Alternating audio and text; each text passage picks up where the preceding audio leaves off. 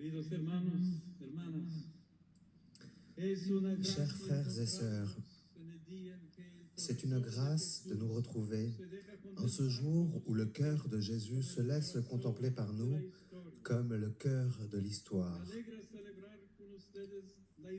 Je me réjouis de célébrer l'Eucharistie avec vous, en rendant grâce pour la foi et la charité dont j'ai reçu tant de témoignages au cours de ce voyage apostolique et qui font également de cet archipel si réputé pour sa beauté et son accueil, un lieu où le Seigneur ressuscité nous précède et se manifeste.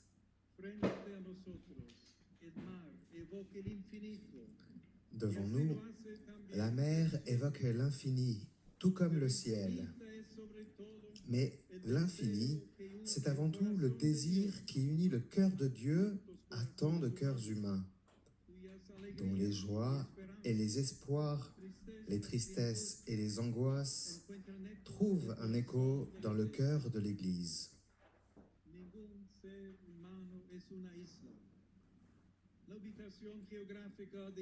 Aucun être humain n'est une île.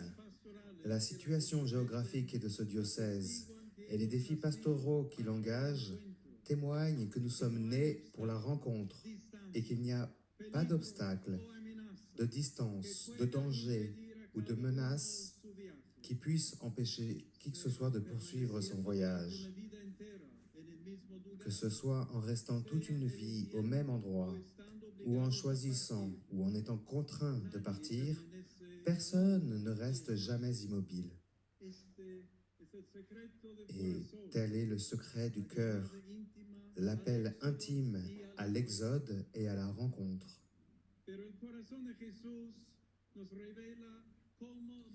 Ainsi, le cœur de Jésus nous révèle comment ne pas nous perdre dans un dynamisme stérile. Dieu a envoyé son Fils unique dans le monde pour que nous vivions par lui. Il y a de la vie quand on donne la vie. Sinon, on tourne en rond dans le vide. En effet, comme le rappelle le Concile, la personne humaine est invitée à la communion avec Dieu et ne peut pleinement se trouver que par le don désintéressé de soi-même. Sa vocation la plus profonde est d'entrer dans le mouvement trinitaire de l'amour reçu et partagé.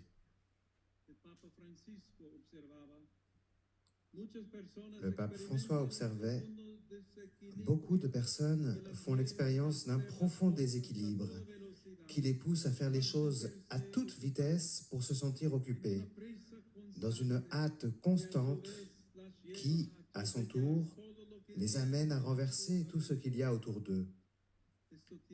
Cela a un impact sur la manière dont on traite l'environnement.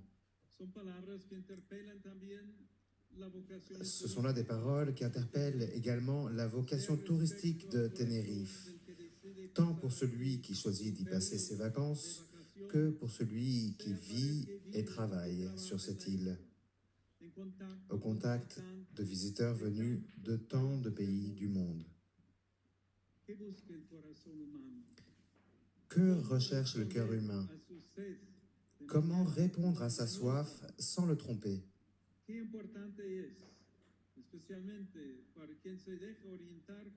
Combien il est important, surtout pour celui qui se laisse guider par l'Évangile, de ne pas tout réduire au commerce et au profit. Ceux qui jouissent plus et vivent mieux chaque moment sont ceux qui cessent de picorer ici et là en cherchant toujours ce qu'ils n'ont pas et qui font l'expérience de ce qu'est que de valoriser chaque personne et chaque chose en apprenant à entrer en contact et en sachant se réjouir des choses les plus simples. Ils ont ainsi moins de besoins insatisfaits, sont moins fatigués et moins tourmentés. Interprétez ainsi, chers frères et sœurs, votre vocation à l'accueil.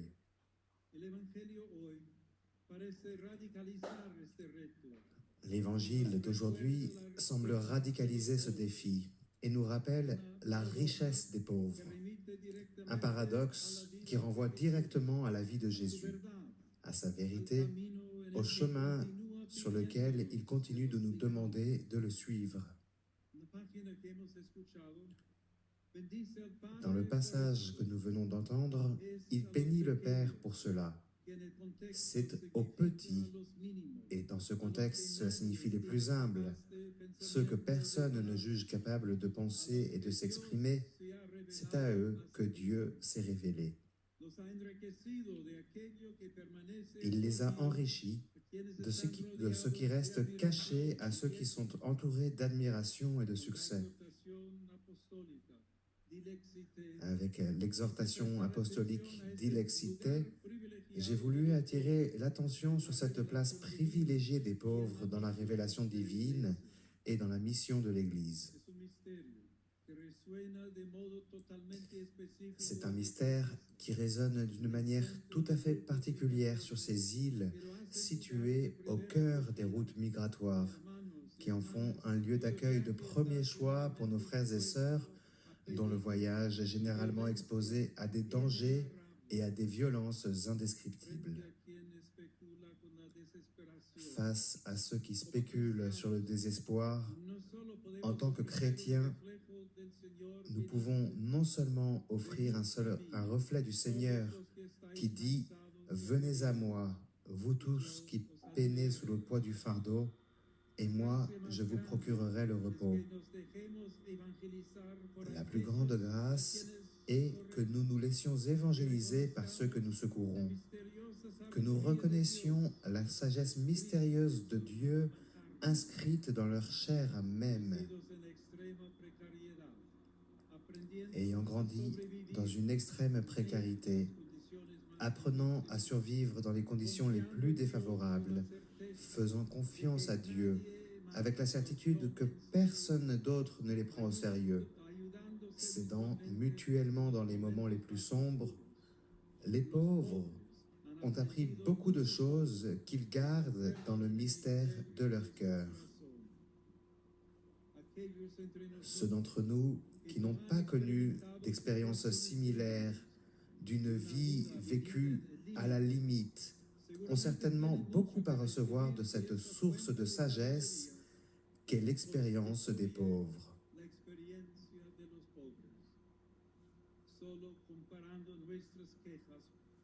Ce n'est qu'en mettant en relation nos plaintes avec leurs souffrances et leurs privations que nous pouvons recevoir une réprimande qui nous invite à simplifier notre vie.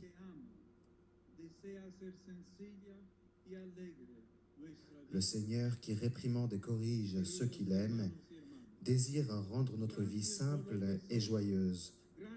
Chers frères et sœurs, merci pour ce que vous êtes et pour ce que vous faites.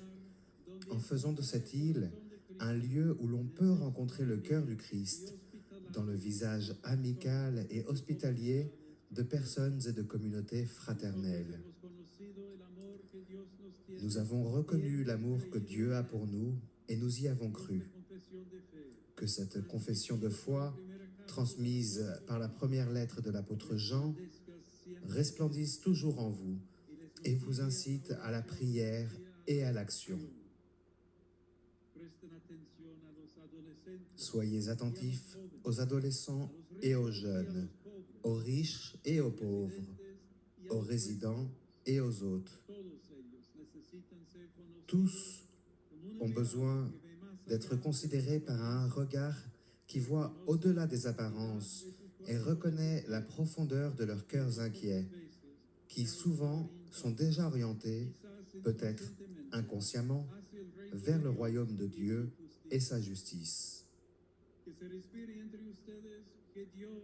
Que l'on ressente parmi vous que Dieu est amour.